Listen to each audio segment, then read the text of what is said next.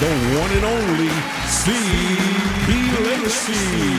All right, everybody, we're back. Calm down, calm down. Like I said, we have no prizes to give to anyone. This is not Oprah Winfrey. It's not Jimmy Fallon. We have nothing to give you for the great show. My next guest is a young man who a lot of you may not know, but his father, I'm sure a lot of people around this country and around the world knows this guy. He was the Sandman for the world famous Apollo Theater. His name was Sandman Sims, and we have his son here to speak with us today. Please do me a favor and help me welcome Howard Sims Jr. Howard Sims, come on in, man. I'm terrific, man. Nice to see you. Nice to see you. One more time, Howard Sims, folks.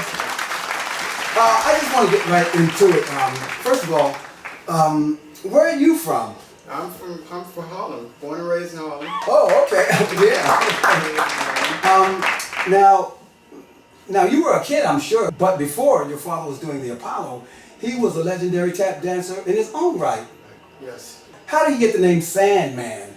Well, he tells some interesting stories as I look back to some of his vintage footage and stuff like that. He actually started out as a prize fighter, a boxer. And people used to see him warming up in the side of the ring and kind of dancing and sanding his feet in the rosin box. You know, he tells a story that people used to like to see him dance in the rosin box more than they like to see him box. So when he came to the Apollo as an amateur and dancing amateur, when he put the sand down on the stage, some of the people were asking, well, hey, they asked the MC, hey, what's that he's dancing on, man? And the MC said, that's sand, man. And that's how he got his name. Oh, wow, that's Sandman. Okay, where was your dad from? He was born originally in Fort Smith, Arkansas, but from as far back as he can remember, pretty much as a newborn, his parents moved him out to California. Yeah. So he was raised in Los Angeles, and as an older teen, as an older teen, he came to New York again as a fighter. He was very good friends with Archie Moore, so he actually drove across country with Archie Moore. And Wait, the folks may not know who Archie Moore is, including me. So Archie Moore was a very famous and well-rounded boxer. He came around the same time as Joe Louis. So your father was into boxing pretty deep. Oh yeah, definitely. You ever get knocked out? No, he didn't. But he did break his hand, and I think that's kind of what convinced him to get out of it and find another location. Another source to make money. Okay, so right after that, that's funny. Right after that, he started tap dancing? Yes. He was with a legendary tap group called... The Hoofers. Let's see that. I think you have something with the Hoofers here. Yes. This was a documentary that was made back in 1979. No Maps on My Taps. No Maps on My Taps. Great film that depicts the Hoofers, the Nicholas brothers, and a lot of that old, real stunting type of tap dance. Mm-hmm. I see Bonnie Briggs on here. Yeah. Bonnie Briggs, yeah. Oh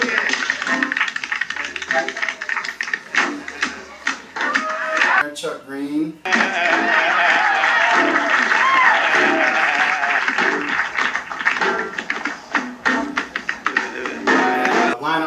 Lionel Hampton, was he a tap dancer? No, he wasn't. He was a vibraphone player, and he was a big band conductor. And so why is he on here? He's on here because the Hoofers toured with Lionel Hampton. So they actually toured the world. They toured the world with Lionel Hampton. So Lionel was the star, and the Hoofers were the co-stars. Some stars that, yes, I see. toured with his big. I can't wait to see this. Some awesome footage in there. I tell you, some of the dance sequences are incredible. Oh, no, CP, that's for you. I brought that for you. This is for me? Yes, that's your copy. You're kidding. I wanted you to have that.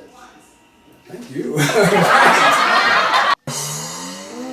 These pancakes taste good. Buy pancakes because they Taste so good. All right, everybody, we're back. Calm down, calm down. How many good memories do you have from the world famous Apollo Theater, visiting with your dad? Did you ever visit with your dad? Wow.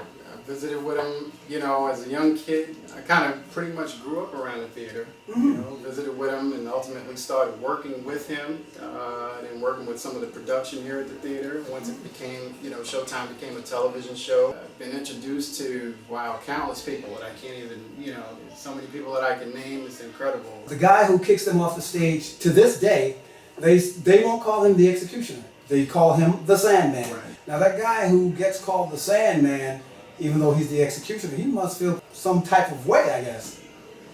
So, How would you like for someone calling you out of your name all the calling time? someone else's name. I didn't know that this character was actually called the Executioner. I gave it that name. People don't realize that. Might as well let them know. His father gave the torch over to me. Right. I'm the He's guy. that guy. I'm the He's guy that who they keep calling Sandman, even though Sandman is this man's trademark brand name, and I cannot go out in the streets saying I'm the Sandman. I would get sued by this man. But the audience calls for Sandman. Yeah, the audience still calls me Sandman. That's how strong his father's legacy is. And I don't mind. The name has definitely become synonymous with the theater. With that particular character. They actually think that Sandman is a title, and that was actually his name. Right. Howard Sandman Sims. So what's next for Howard Jr.? You know, watching my kids go off to college. I have a young daughter who's very strong going into film. You introduced her to me, Yes. young Documentary filmmaker herself. Yeah. I'm also doing some things, sort of joining forces with my daughter as she works her way through college. Wait, you know what that sound Is means? that my time already? Yeah. You don't have to go home, but you do. I'm sorry, I'm a maniac. But you do have the bonus 20 seconds to say anything to the folks that you like to say. No, it's a pleasure, continuing to have this friendship with you and see you continue the legacy of not only my father, but of this great position here at the theater. Well, I don't pay this honor lightly or slightly. It's a rare thing to be able to say I'm one of the very few people who held this role, because your father's predecessor, and that's more than 20 seconds, your father's predecessor was Puerto Rico. Puerto Rico. So a lot of people sleep on Puerto Rico, but Puerto Rico passed the torch to his father. His father passed the torch to C.P. Lacey, and I'm proud to say I'm glad to stand in his footsteps of such a legend. Yeah. Well, I want to say thank you so much for being on the show, Howard Sims. Ladies and gentlemen, Howard Sims, now you know him. The Online with CP Lacey show. To hit this click in webcasting, here is where you will get a front row seat with a sneak peek into the lives of celebrity guests, entrepreneurs, entertainers, musicians, singers, dancers, producers, promoters, and directors in the entertainment and film industry, and discuss the latest hot topics. So be sure to check in right here online with CP Lacey show with your host, who is going to give it what he's got because he's hotter than hot, the one and only CP Lacey.